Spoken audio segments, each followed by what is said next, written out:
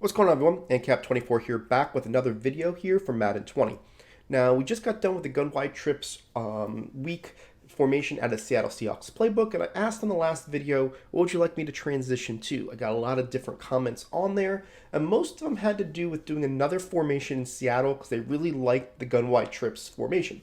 So what I want to do is I want to start with the gun trips tight end offset formation, and I'm not going to do it as much of an extensive on one formation, but I'm going to show you what I like in this actual formation, a few videos, and then we'll jump to another one, and just kind of continue Seattle because it is a unique gun wide trips, and show you some things that I like to do against specific coverages in order to really give you kind of like one-offs. What I mean by like, hey, if you want to stay in the gun wide trips week as your base, and then you feel somebody's playing cover 4 the whole game against you, I want to be able to have different plays, whatever. So that's what this first video is about.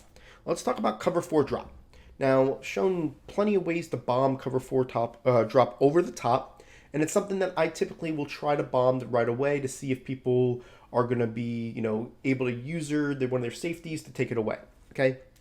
Now, what if they do and they're still doing cover 4 drop and you're struggling with it? I'm going to show you a setup that I really like. It doesn't matter if it's 3-4 odd, 3-3-5 odd, or any other formation with cover 4 drop. But this is a play I like to do. And it's going to be, like I said, either trips tight end offset, and the play is going to be called tight end in. Now, I do like to use a hot route master when doing this, but the first setup I'm going to do is I'm going to show you how basically you do not need hot route master to make this work if you're in some type of regs or just in a different situation. All you got to do is put the A on a smart routed out, and then I'm going to take this B and I'm going to motion him over and put him on a streak. This is going to be the easiest way to do this. Now I want you to watch the player that's got the curl flat on him on the right hand side of the screen. He is going to match the RB down the field, leaving the A wide open. Now you got to know that cover 4, see how this guy's going to get open, is typically going to be a defense that people are only going to send 3 players. They're trying to get 8 in coverage to make sure that they're able to cover the field. Now, if you look at this, you're going to see that this 22 is going to take this player out of the field. And because he does that, that hook curl is not going to go across the field, and you're going to have an easy catch on the sidelines. Now, this is something that is really going to extend the field because the user has to cover this player in order to stop it, right? So we can do whatever we want on the left side of the field to make this work as well. Just to make sure if you want to do something where you just put the X on an in to make it work, great. Now, I want to show you what my favorite way of doing this, and this is going to be based upon having a hot route master or just tight end apprentice to start off with, okay? We're going to put the tight end on a corner, and then we're going to take the B, we're going to put him on a streak, and I'm going to show you how much better this A route is, okay? All I'm going to do is start with this. I'm going to, and you don't have to wait till he settles on this one. You can see how this guy's going to get open. Easy catch on the sidelines because we're clearing out that area. A user is not looking to get beat in that spot when it comes to cover 4 drop, okay? Next thing what you're going to see is I'm going to go one more step with this. What I like to do is I like to put the A on the corner, and then the next step, what I'm going to do here is I'm going to take this player here, the B, put him on a post, okay? So this is the wide receiver apprentice post, and motion him over. Then I'm going to take the X and put him on a zig. So what you're going to see is you're going to have 2 things going on here. You're going to force the user to have to cover the A if you've done this a couple times, right? The user catches on, I'm going to cover the A. The A is going to force him open. See how he's open. If he covers the A, the B is going to get open on this side, right? It's only a 3-man rush, right? That's what cover 4 drop is when it comes to when people playing all out coverage. What you should expect is that your center is going to be 1-on-1, and your 2 outside guys should be basically 2 on them. You can see this time 74 jumped over to this side to help him out, but you're going to get a double team on 2 players, and then 1 player is going to be what it is. But I want to make sure you see that this player is going to be open. So if they don't cover him, this tight end right here, this tight end is going to be open. If the player doesn't cover the tight end, then you're going to hit him. If they do, then you're going to have this player over here. Real simple 1-2 read that you're going against 3-man, right? If you really want to get the player to get driven off the furthest he can, switch up the routes and put the Y on the route, okay? And the reason why I'm doing this is because this Y will drive that player even further back because of the way he's covering him and taking him over there, and you're going to get that simple catch, okay? Just one of those deals, want to make sure that you're really looking at the best way to run this play.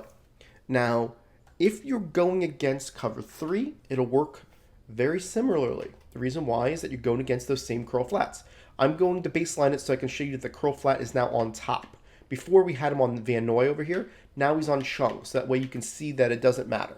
Okay, we're going to do the same thing, A on the corner, and what we're going to do here is typically what I like is put the X on a smart routed out and take the B and we'll put him on the streak, okay? We'll just do this for now. Put him on the streak.